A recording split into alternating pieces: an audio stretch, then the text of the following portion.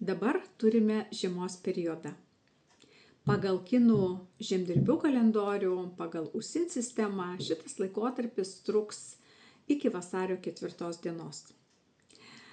Na ir šitas laikotarpis yra geriausia stiprinti inkstų sveikatą. Kokiegi yra ypatumai šito periodo? Žinoma, kad atvėsęs oras, sušalusi žemė, kai kur sniego daugiau mažiau, nurimusi gamta, gyvūnai, paukščiai nurimę, kai kurie gyvūnai net užmigę žiemos miegui.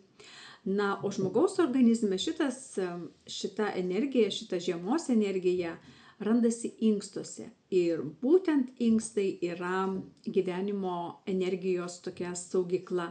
Stiprindami inkstus žiemos laikotarpiu mes didiname či energiją kraujyje, na, o stiprindami vidaus organus mes tiesiog gauname gyvybiškos energijos daugiau ir tuo pačiu atidedame senėjimo procesus. Inkstų pats aktyviausias laikas paroje yra nuo 17 iki 19 valandos.